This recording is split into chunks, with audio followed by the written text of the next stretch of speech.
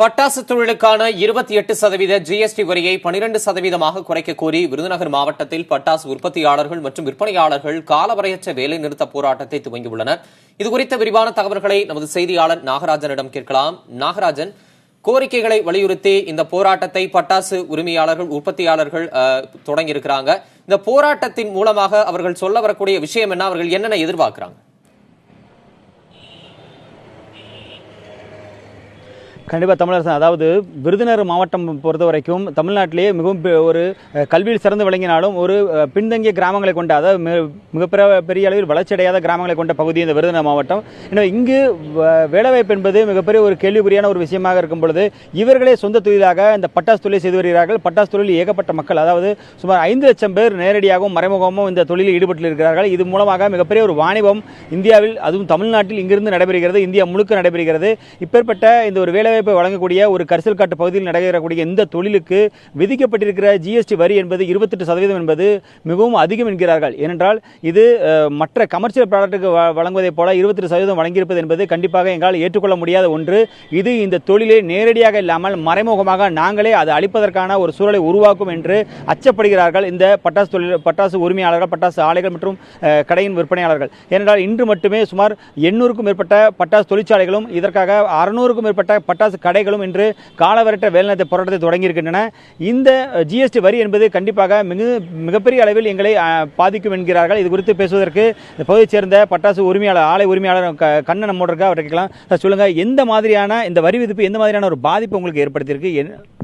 பட்டாசு தொழிற்சாலை இப்போ 28% ஆக்கியிருக்காங்க. இதுக்கு முன்னால் நாங்கள் 14% இருந்தது, இப்போ 28% ஆக்கியிருக்காங்க. இதில் இன்புட் டேக்ஸ் 4% தான். ஏன்னா இது தொழிலாளர்களை சேர்ந்த ஒரு தொழில். இப்போ நாங்கள் 60% இது நாங்கள் தொழிலாளர்களுக்கு சம்பளமாகவும் போனஸாகவும் இப்படி கொடுக்குறோம். இதில் இன்புட் டேக்ஸ் எங்களுக்கு வெறும் 4% தான் கிடைக்குது. அப்படி இருக்கும்போது அதுவும் கிடைக்காது. இதில் நாளடைவில் இந்த தொழிலே நசிஞ்சு போகும். 28% இருக்கும்போது விலைவாசி கூடும்.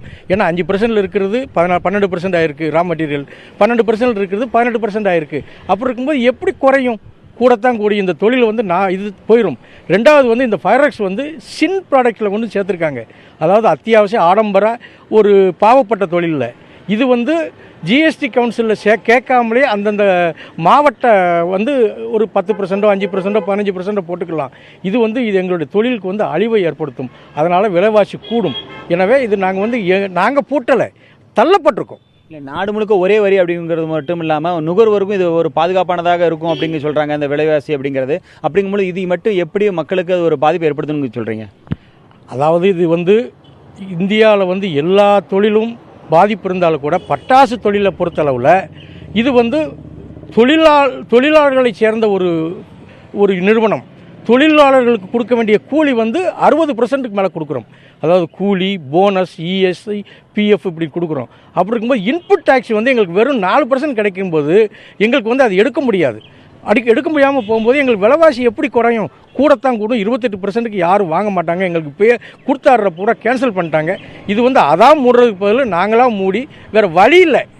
நாங்கள் ஜிஎஸ்டி எதுக்கலை, வேறு வழி இல்லை. இந்த தொழிலை பொறுத்தளவு நசிஞ்சு போகும். இல்லை, இந்த இதை பொறுத்த வரைக்கும், பட்டாசை பொறுத்த வரைக்கும் ஒரு 100 ரூபாய்க்கு வாங்கக்கூடிய நுகர்வோருக்கு இப்போ இந்த ஜிஎஸ்டி வரியினால விலை குறையுமா, இல்லை அதே விலை கிடைக்குமா? விலை கூடும்.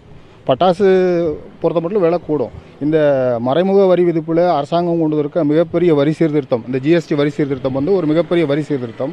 அது பட்டாசு உற்பத்தியாளர்கள் நாங்கள் மனமும் வரவேற்கிறோம், ஜிஎஸ்டியை வரவேற்கிறோம். பிரச்சனை எங்களுக்கு என்னென்னா, கிரிவன்ஸ் என்னென்னு கேட்டிங்கன்னா, 28% ஸ்லாபில் கொண்டு பட்டாசை வச்சுருக்கிறாங்க. இதில் 5 ஸ்லாப் இருக்குது, 0, 5, 12, 18, 28. நாங்கள் 12க்கு வரணும்னு சொல்லி கோரிக்கைகளை முதலேருந்து கொடுத்துட்ருக்கோம். ஜிஎஸ்டி கவுன்சில் கொடுத்துருக்குறோம், ஃபைனான்ஸ் மினிஸ்டர் கொடுத்துருக்குறோம், ஸ்டேட் ஃபைனான்ஸ் மினிஸ்டர் கொடுத்துருக்கோம், கவுன்சிலில் ரெப்ரசன்டேஷன் போயிருக்கு. இருந்தாலும் அது 28% இனி வச்சுருக்காங்க. 28% இருந்தால் தொழில் நசிஞ்சு போயிடும். அவ்வளவு டேக்ஸ் கட்டி பட்டாசை வாங்க வரமாட்டாங்க. ஆர்டர்கள் எல்லாம் கேன்சல் ஆகிடுச்சு. தொழில் தன்னைத்தானே முடங்கிருச்சு. இது எந்த போராட்டமும் கிடையாது, தொழில் தன்னைத்தானே முடங்கி போயிடுச்சு. அதை அந்த 12% கொண்டு வரதன் மூலியமாக தொழிலை மறுபடியும் உயிர்ப்பிக்க முடியும். இன்புட் டேக்ஸ் இருக்குன்னு சொல்கிறது வந்து இன்புட் டேக்ஸ் வந்து ஒவ்வொரு பொருளுக்கும் ஒரு மாதிரி இருக்குது. இந்த பொருளை பொறுத்த மட்டும் லேபர் எலிமெண்ட் என்று சொல்லக்கூடிய தொழிலாளர்களுக்கு கொடுக்கக்கூடிய கூலி வந்து அந்த பொருளின் விலையில் 70% அதுக்கு போயிடுது. அப்போ மீதி இருக்கிற 30% தான் ரா மெட்டீரியல் காஸ்ட் போகுது. அந்த 30% தான் நம்ம இன்புட் எடுக்கணும். அப்போ 4% தான் இன்புட் கிடைக்குது. 28% வரி கட்டுறோம், 4% இன்புட் எடுக்கிறோம். அப்போ 24% வரி வந்துடுது. இப்போ நாங்கள் ஏற்கனவே பில் போட்டுட்டு இருந்த வரி வந்து 2 + 14.5 16.5 தான். அதுலேயும் இன்புட் இருக்குது எங்களுக்கு. ஆக கிட்டத்தட்ட ஒரு டபுள் ஆகுது, டேக்ஸ் வந்து டபுள் ஆகுது. இது இல்லாமல் அந்த ஸ்டேட்டுக்கு ஒவ்வொரு ஸ்டேட்டுக்கும் வந்து இது மேலே செஸ் போட முடியும். 15% செஸ் போடுறதுக்கான அதிகாரத்தையும் ஜிஎஸ்டி கொடுத்துருக்கு. அந்த 28% கமாடிட்டியாக இருக்கிறதுனால இப்போ இது 12% கேட்டகரியில் இருக்க கமாடிட்டினா அது மேலே செஸ் போட முடியாது. மாநில அரசு 100 ரூபாய்க்கு வாங்குற பொருள் வந்து கன்சூமருக்கு வாங்கும்போது அவர்கள் எவ்வளவு ரூபாய்க்கு வாங்க வேண்டியிருக்கும் இந்த ஜிஎஸ்டி வரி விதிக்கு அப்புறம்? நீங்கள் சொன்ன மாதிரி அந்த மாநில வரி கூடுதலாக வரி விதிச்சால் அப்படிங்கும்போது எவ்வளவு தூரம் மக்களுக்கு எளிமையாக இருக்குமா இல்லை பாதிப்பாக இருக்கும்னு நினைக்கிறீங்களா? ஜிஎஸ்டி வந்து இப்போ எந்த செஸ் இல்லாமல் போச்சுன்னா கிட்டத்தட்ட 32% வரி கட்ட வேண்டியது வரும். அவங்க செஸ் போட்டாங்கன்னா 32 + இன்னொரு 15 47% வரி வந்துடும். அதனால் வரி விகிதம் இந்த பொருளுக்கு ரொம்ப அதிகமாக இருக்கும். அதை வாங்க முடியாத சூழ்நிலைக்கு போயிடும். இப்போயே அந்த சூழ்நிலை வந்துருச்சு.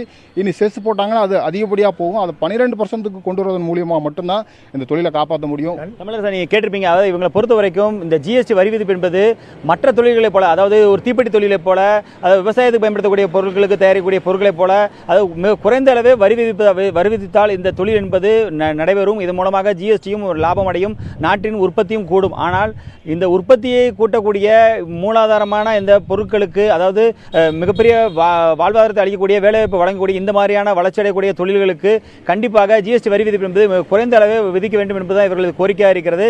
12% என்பது கண்டிப்பாக இந்த தொழிலை மிகப்பெரிய அளவில் வளர்ச்சி கொண்டு வரும். ஆனால் அதே 28% என்பது கண்டிப்பாக இந்த தொழிலை தாமாகவே அளிக்கக்கூடிய ஒரு சூழலை உருவாக்கும் என்று அச்சப்படுகின்றனர். தமிழரசன்.